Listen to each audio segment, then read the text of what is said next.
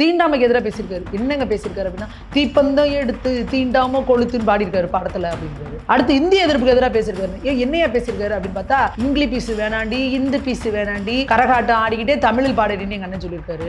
அப்புறம் அடுத்து வந்து என்ன, சேரி இல்ல ஊருக்குள்ள பிறக்க வேணும் பேரப்புள்ள அப்படின்னு பாடியிருக்காராம். தாவேகா கட்சியில ஏதாவது பொறுப்பை கொடுங்க, முக்கியமான பொறுப்பை போட்டு கொடுங்க.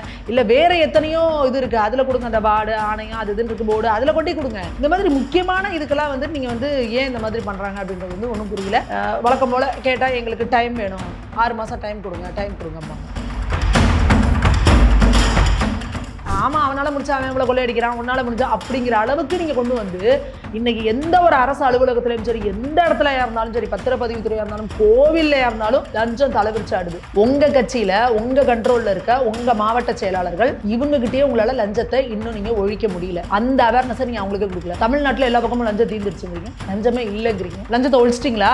லஞ்சம் எங்கேயுமே இல்லை, இந்த லஞ்சம்னு போர்டில் எழுதி ரப்பரை வச்சு அழிச்சிட்டேன் அப்படிங்கிற மாதிரியா? அந்த ஸ்டே வந்து நாங்க நீக்கிட்டோம் அப்படின்னு ஒரே ஆணை நீங்க கொடுக்குறீங்க. அப்போ திமுக செஞ்சது முட்டாள்தனம்னா தாவேகா செஞ்சது அடி முட்டாள்தனம்.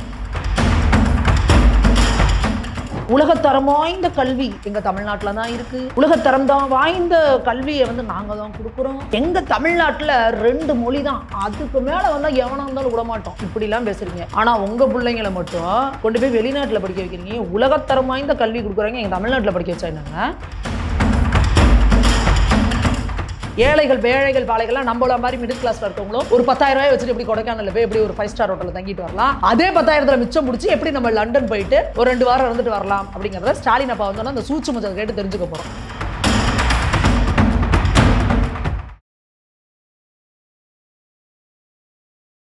இளையபரதனைகளுக்கு வணக்கம். இன்னைக்கு நம்ம நேர்காணல நம்ம சிறப்பு விருந்தினர் பாஜகவின் மாநில செய்தி தொடர்பாளரான சுமதி மேகவர்ணன் மேம் தான். மேம் வணக்கம். வணக்கம். நம்ம ஆக்சுவலாக ஏற்கனவே வந்து பாடநூல் கழக திட்டத்தோட தலைவராக வந்து திண்டுக்கல் லியோனி அப்பாயின்மெண்ட் பண்ணியிருந்தாங்க. அப்பயே மிகப்பெரிய சர்ச்சை ஏற்பட்டுச்சு. இப்போ திடீர்னு லயோலா மணி அப்படின்றவரை வந்து விஜய் புகழ்ந்து பாட அந்தாக்ஷரியெல்லாம் ஆரம்பிக்கும்ல, லால முடிஞ்சிருக்கு, லால ஆரம்பிங்க அப்படிங்கிற மாதிரி அது லியோனி அப்படின்றது இல்லை, அதுக்கு அந்தாக்ஷரி எடுத்தோம்னா லயோ மணி, லயோலா மணி அப்படின்னு சொல்லி போட்டிருக்கிறாங்க. இது பாடநூல் கழகம் அப்படிங்கிறதுக்கு நீங்க போடுறீங்கன்னா குழந்தைங்களோட சிலபஸ்ல இருந்து எல்லாத்துக்கும் ஒரு குழந்தைங்களோட ஃபியூச்சருங்க. இப்போ இந்த வருஷம் நீங்க இந்த 3 வருஷம் போடுறீங்க, இந்த 3 வருஷத்துல உங்களோட சிலபஸ் கீழே படிக்கிற பிள்ளைங்க ஒரு ஜெனரேஷனே, ஒரு 3 தலைமுறை, ஒரு தலைமுறை 1 2 3 வருஷத்துக்கு ஒரு ஜெனரேஷனை நீங்கள் காலி பண்ணுறீங்க. ஏங்க இதுக்கெல்லாம் படித்தவங்கள, அந்த கல்வித்துறையிலே இருக்கிறவங்கள, அதில் ஸ்பெஷலிஸ்ட்டாக இருக்கவங்கள போடணுமா இல்லையா?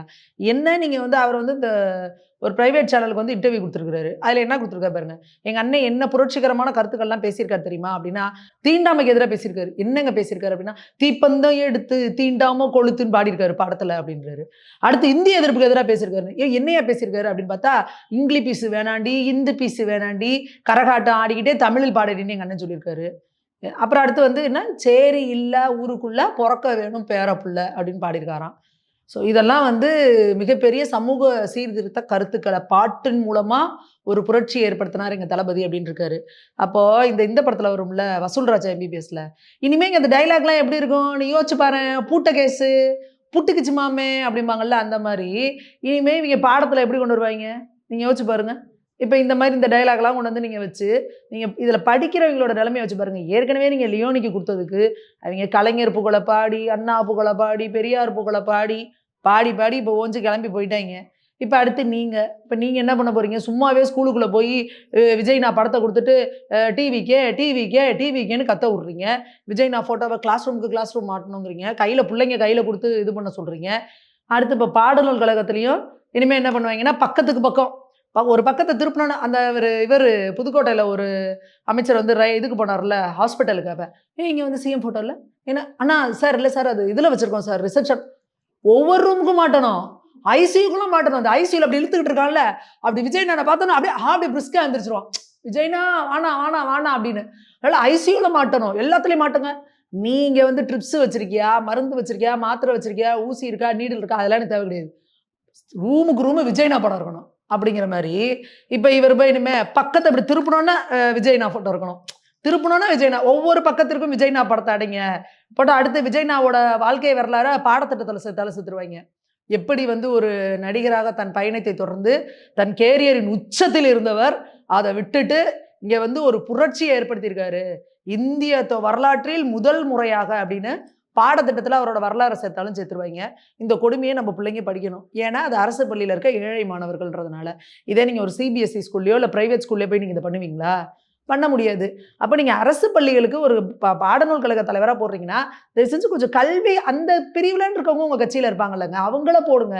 ஏன் இந்த மாதிரி ஏதாவது கேலி குத்தா வந்து நீங்கள் இதை பண்ணிட்டு இருக்கீங்கன்னா அப்போ குழந்தைகளோட கல்வியில் எந்த அளவுக்கு உங்க முக்கியத்துவம் கொடுக்குறாங்க, அதுக்கான இம்பார்ட்டன்ஸே உங்க கொடுக்கறது இல்லை அப்படின்றது தெளிவாக தெரியுது. பட் இருந்தாலுமே விஜய் ஆட்சி வந்ததுலேருந்தே ஒரு குற்றச்சாட்டு வைக்கப்படுது, முக்கியமான பதவிகளுக்கு எல்லாமே கிறிஸ்துவர்களை அப்பாயின்மெண்ட் பண்ணப்படுறாங்க அப்படின்ற மாதிரி. எல்லாமே தான்ப்பா. ஏன்னா அவருக்கு கூட இருக்கிறவங்க எல்லாமே முக்கியமான ஃப்ரெண்ட்ஸ் எல்லாமே அவங்க தானே. எங்க முதலமைச்சரே ஜோசப் விஜய் அவர்கள் தானேங்க. அப்புறம் என்ன அதில் கிறிஸ்தவர்கள் இஸ்லாமியர்கள்? நாங்கள் சொல்றது தகுதியானவங்களை போடுங்க. தகுதியானவங்களை தகுதியான இடத்துல கரெக்டான இதில் ஃபிக்ஸ் பண்ணுங்க. எனக்கு வந்து ஜோசியம் பார்க்குறாரு அப்படின்றதுக்காக அவரை கொண்டு வந்து எனக்கு வந்து முதன்மை செயலராக போட வேண்டியது. அப்புறம் பிரச்சனை வந்தோன்னா அதை நீக்குனீங்க. அதுக்கப்புறம் எனக்கு பட தயாரிப்பில் ஹெல்ப் பண்ணாரு அப்படின்றதுக்காக அவர் வந்து ஒரு ஆந்திராக்காரரு. ஆனால் பிறந்து வளர்ந்தது கர்நாடகாவில் கன்னடமும் பேசுகிறாரு, தெலுங்கு அவரோட தாய்மொழி. அவரை கொண்டு போய் தமிழ்நாட்டுக்கும் டெல்லிக்குமா இருக்கிற இதில் வந்து நீங்கள் வந்து போடுறீங்க. அப்போ அவங்களுக்கு எப்படி இந்த மண்ணோடது என்ன புரியும்? இப்போ நாளைக்கு மேகதாது அணை விவகாரத்தில் ஒரு கம்யூனிகேஷன் பண்ணணும்னா அவர் யாருக்கு சப்போர்ட் பண்ணுவார்? அவருக்கு என்ன புரியும் தமிழ் மக்களோடது? அப்போ நீங்கள் அதுக்கு நீங்கள் உங்களுக்கு வந்து அவருக்கு நன்றி தெரிவிக்கணும். எனக்கு ரொம்ப கஷ்டமான காலத்தில் என் கூட இருந்தாங்கன்னா தாவேகா கட்சியில் ஏதாவது பொறுப்பை கொடுங்க, முக்கியமான பொறுப்பை போட்டு கொடுங்க. இல்லை வேற எத்தனையோ இது இருக்குது அதில் கொடுங்க, அந்த வார்டு ஆணையம் அது இதுன்னு இருக்கு போர்டு அதில் கொட்டி கொடுங்க. இந்த மாதிரி முக்கியமான இதுக்கெல்லாம் வந்து நீங்கள் வந்து ஏன் இந்த மாதிரி பண்ணுறாங்க அப்படின்றது வந்து ஒன்றும் புரியல. வழக்கம் போல் கேட்டால் எங்களுக்கு டைம் வேணும், 6 மாதம் டைம் கொடுங்கம்பாங்க. Okay ma'am. அதே மாதிரி இப்போ விஜய் அவர்கள் கரூருக்கு போயிருக்கும்போது அந்த செந்தில் பாலாஜி அவர்கள்லாம் ஓடுன்ற மாதிரி கிண்டல் பண்ணுறாரு. ஒரு சிஎம் இருந்துட்டு இந்த மாதிரி பேசலாமா என்ன? அவர் சிஎம்மா இருந்துட்டு என்ன பேசுறாரு? அந்த பாடி லாங்குவேஜ் ஒவ்வொருத்தவங்களுக்கும் ஒவ்வொரு விதம் இருக்கும். கருணாநிதி ஒரு மாதிரி பேசுவார், இவங்க ஸ்டாலின் ஒரு மாதிரி பேசுவாங்க. திமுக காரங்களாம் இந்த மாதிரி அநாகரிகமா பேசலாமா அப்படின்னா ஓடுன்னு சொன்னது அநாகரிகம்னா நீங்க மேல ஏறி உட்காந்துக்கிட்டு என்னென்ன அசிங்கமா பேசுனீங்க. இவங்களாவது செந்தில் பாலாஜி ஓடிட்டாருன்னாரு பாட்டுகள். இதே திமுக மேடையா தான் என்ன சொல்லுவாங்க, அவர் யார் கூட ஓடிட்டாரோம்பாங்க. எப்படி நீங்க ஒரு ஆணையம் பண்ணி ஒரு அரசியல்ல இருக்கவங்களை வச்சு கேவலமா பேசியிருக்கீங்க அப்படின்றது ஸ்டாலின் ஐயா அவர்களோட எவ்வளவோ ரெக்கார்டட் வீடியோவே இருக்கு. அவரை ஒரு இடத்துல ஜெயலலிதா அம்மா வந்து கருணாநிதி அவர்களை பத்தி ஒன்று சொன்னாங்கன்றதுக்காக கருணாநிதி அவர்கள் சொல்றாரு, இரவும் பகலும் வந்து அந்த அம்மையாருக்கு ஏன் நினப்பு தான் அப்படின்றாரு.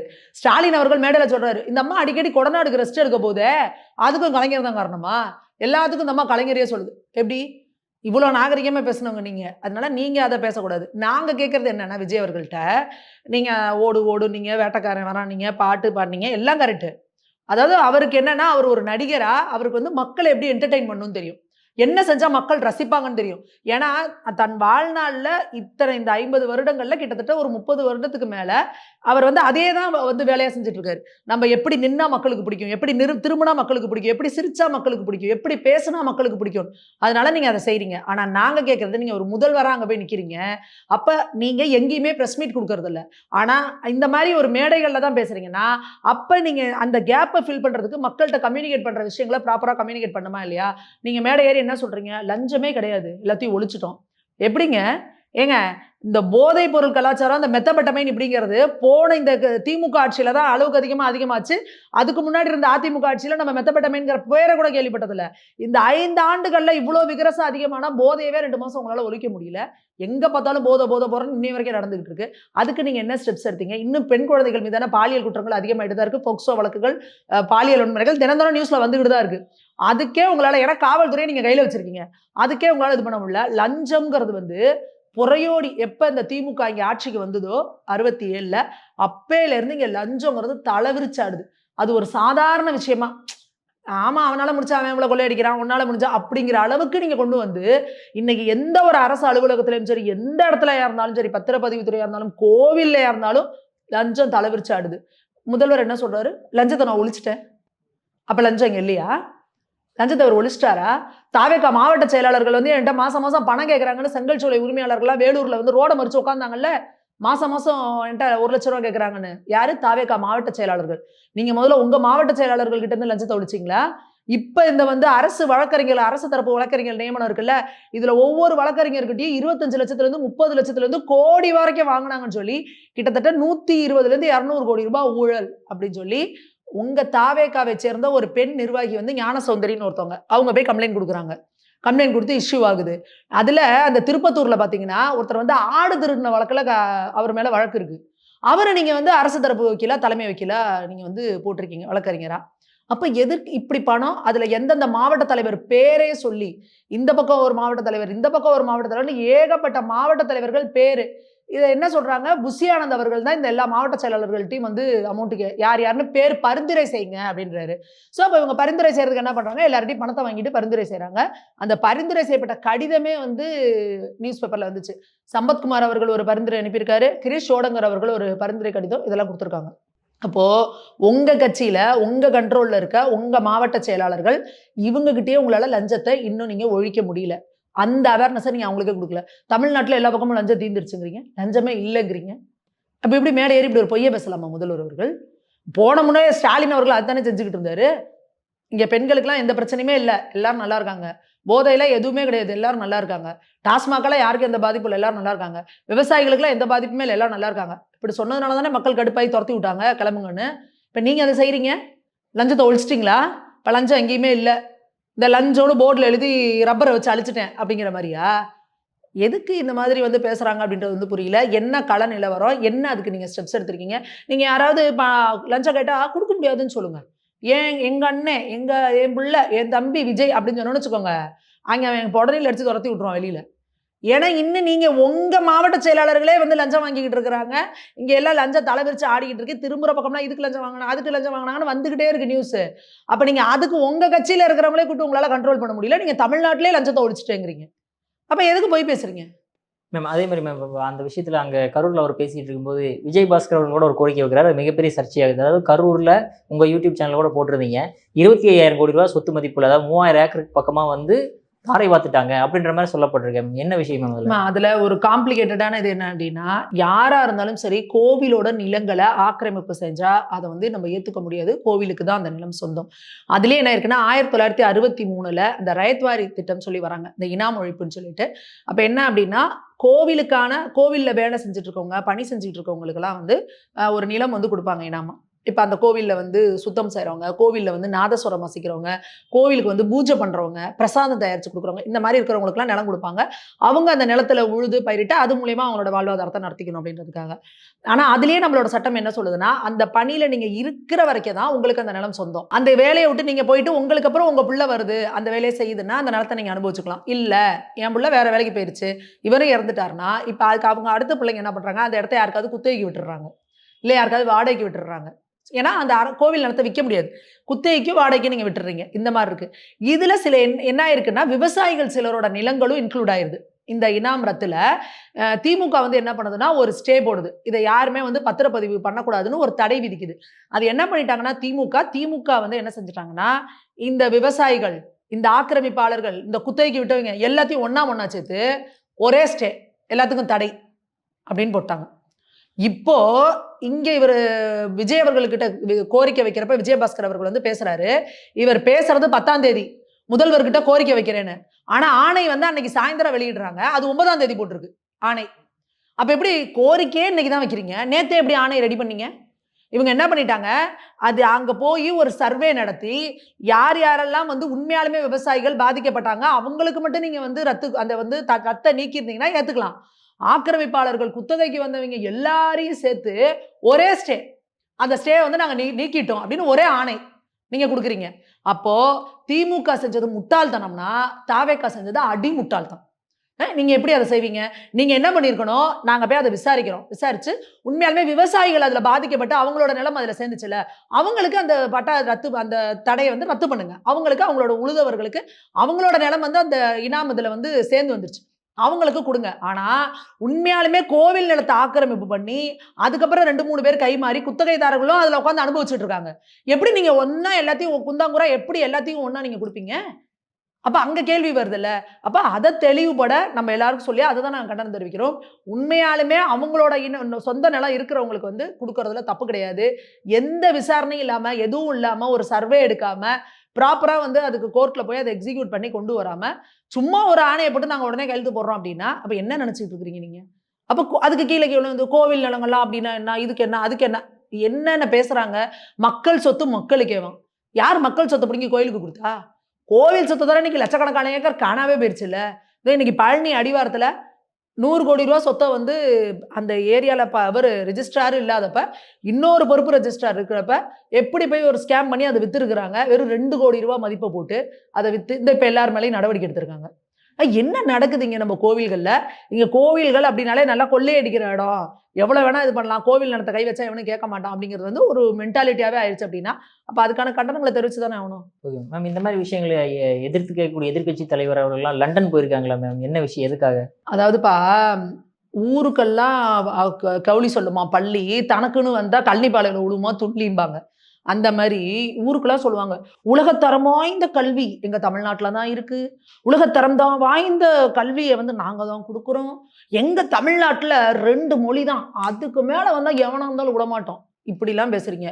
ஆனால் உங்கள் பிள்ளைங்களை மட்டும் கொண்டு போய் வெளிநாட்டில் படிக்க வைக்கிறீங்க. உலகத்தரம் வாய்ந்த கல்வி கொடுக்குறாங்க, எங்கள் தமிழ்நாட்டில் படிக்க வச்சா என்னங்க, வெளிநாட்டில் படிக்க வைக்கிறீங்க. அது மாதிரி உங்கள் பேர பிள்ளைங்களை எல்லாத்தையும் சிபிஎஸ்சி ஸ்கூலில் 3 மொழி படிக்க வச்சு அவங்கள வந்து பெரிய அரசியல் தலைவராக்குறீங்க, டெல்லிக்கு அனுப்புறீங்க, ஃபாரினுக்கு அனுப்புறீங்க. இன்னைக்கு இன்பநிதி அவர்கள் வந்து லண்டனில் வந்து ஏதோ ஒரு இது வாங்குறாரு, ஏதோ ஒரு டிகிரி ஒன்று ஏதோ வாங்குறாரு. உண்மையான வாழ்த்துக்கள், தம்பிக்கு வாழ்த்துக்கள். ஆனால் அவரோட தாத்தா ஒரு பெரிய கோடீஸ்வரனா இருக்கிறதுனால அவர் சிபிஎஸ்சியில் 3 மொழி படித்து இன்னைக்கு லண்டன்லாம் போய் பண்ணுறாரு. ஆனால் எங்கள் தமிழ்நாட்டில் இருக்க ஏழை பிள்ளைங்க அரசு ஸ்கூலில், கவர்மெண்ட் ஸ்கூலில் 2 மொழி தான் படிக்க முடியும், தமிழ் இங்கிலீஷ் தான் படிக்க முடியும். அதையும் நீங்கள் ஒழுங்காக சொல்லிக் கொடுக்க மாட்டீங்க, ஒழுங்காக வாத்தியார் போட மாட்டீங்க, கிளாஸுக்கு ஃபேனு கிடையாது, ஸ்கூலுக்கு டாய்லெட் கிடையாது. இந்த மாதிரி வச்சு திராவிடம் அதை பண்ணுச்சு, திராவிட மாடல் இதை பண்ணுச்சுன்னு வாயிலேயே வடை சுட்டு எங்கள் பிள்ளைங்க தமிழ்நாட்டை விட்டு தாண்டி இங்கே பக்கத்து ஸ்டேட்டுக்கு போனாலே திருத்தருன்னு முடிச்சுட்டு இருக்க நிலைமையில இருக்கு. ஆனா திமுகவோட தலைமை குடும்பம் மட்டும் அவங்க கோடீஸ்வரர்களா பணக்காரர்களா இருக்கிறதுனால அவங்கவுங்க பிள்ளைகளை சிபிஎஸ்சியில் படிக்க வச்சு இன்னைக்கு உலகத்தரம் வாய்ந்த கல்வியை கொடுத்து வெளிநாடுகளில் போய் இனி இதில் வந்து வாங்குற அளவுக்கு, டிகிரி வாங்குற அளவுக்கு அவங்க பிள்ளைங்களை தயார் பண்ணி வச்சிருக்காங்க. அப்போ தமிழக மக்கள் இதை புரிஞ்சுக்கணும். இது எப்பேற்பட்ட ஏமாத்து அரசியலை நம்மளை நோக்கி பண்ணிட்டு இருக்காங்க. இவங்களோட பிள்ளை, இவங்க எல்லாருமே சிபிஎஸ்சியில் 3 மொழி படிக்கிறாங்க, அவங்க பிள்ளைகள் எல்லாமே சிபிஎஸ்சியில் 3 மொழி படிக்கிறாங்க. ஆனால் அப்பாவி அரசு ஏழை பள்ளி மாணவர்கள் 3 மொழி படிக்கக்கூடாது, 2 மொழி தான் படிக்கணும் அப்படின்னு சொல்றது எவ்வளவு பெரிய அந்த ஏழைகளுக்கு இழைக்கப்படுற அநீதி அப்படிங்கிறத வந்து புரிஞ்சுக்கணும். இன்னைக்கும் தமிழ்நாட்டில் இருக்கிற சிபிஎஸ்சி ஸ்கூல்ஸ், மெட்ரிகுலேஷன் ஸ்கூல்ஸ் எல்லாத்துலேயும், பிரைவேட் ஸ்கூல்ஸ் எல்லாத்துலேயுமே 3 மொழி படிக்கிறாங்க. இல்லாதப்பட்ட ஏழை அரசு மாணவர்களுக்கு, அரசு பள்ளி மாணவர்களுக்கு மட்டும் 3வது மொழி கிடையாதுங்கிறீங்க. அப்போ இது எப்பேற்பட்ட ஒரு வேறுபாடு, பாகுபாடு, எப்படி அந்த மக்களை வந்து நீங்கள் ஏமாத்துறீங்கன்றத இங்கே தமிழகத்தில் இருக்க மக்கள் புரிஞ்சுக்கணும், கேள்வி கேட்கணும். இதுலேயே இன்னொரு பியூட்டி பார்த்தீங்கன்னா, இவர் வந்து லண்டனுக்கு போயிருக்காரு ஸ்டாலின் ஐயா. ஏற்கனவே அவர் வந்து எலெக்ஷன் அஃபிடவிட்ல என்ன சொல்லியிருந்தாருன்னா, என் கையில் இருக்கிற காசே 10,000 ரூபா தான் வச்சிருக்கேன்னாரு. 10,000 வச்சுட்டு ஏற்கனவே இப்போ சம்மருக்கு வந்து எலெக்ஷன் முடிச்சோட ரெஸ்ட் எடுக்க கொடைக்கானலுக்காக ஊட்டிக்கு போனாரப்பா. கொடைக்கானலுக்கு போயிட்டு வந்தாரு. அங்கே ஒரு நல்ல ஒரு காஸ்ட்லியான ஹோட்டலில் வேற தங்கினாரு.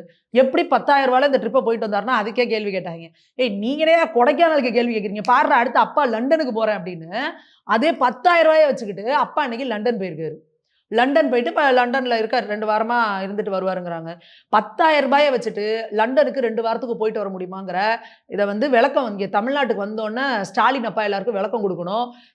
எவ்வளவு சிக்கனமாக உலகத்தரம் வாய்ந்த உலக நாடுகளுக்கு டிராவல் பண்ணலாம் அப்படிங்கக்கூடிய கின்னஸ் ரெக்கார்டை புரிந்தார் ஸ்டாலின் அவர்கள் அப்படின்றத வந்து நாம எல்லாருக்கும் பிரஸ் மீட் வச்சு விளக்கி சொல்லுவோம். ஏழைகள், பேழைகள், பாழைகள்லாம் நம்மள மாதிரி மிடில் கிளாஸ்ல இருக்கவங்களும் ஒரு 10,000 ரூபாய் வச்சுட்டு எப்படி கொடைக்கானல்ல போய் எப்படி ஒரு 5 ஸ்டார் ஹோட்டலில் தங்கிட்டு வரலாம், அதே 10,000 மிச்சம் முடிச்சு எப்படி நம்ம லண்டன் போயிட்டு ஒரு 2 வாரம் இருந்துட்டு வரலாம் அப்படிங்கிறத ஸ்டாலின் அப்பா வந்தோன்னா அந்த சூட்சுமத்தை கேட்டு தெரிஞ்சுக்க போறோம். அற்புதமான கருத்துல இளையபிரானம் பார்த்துருக்கு. மிக்க நன்றி. நன்றி.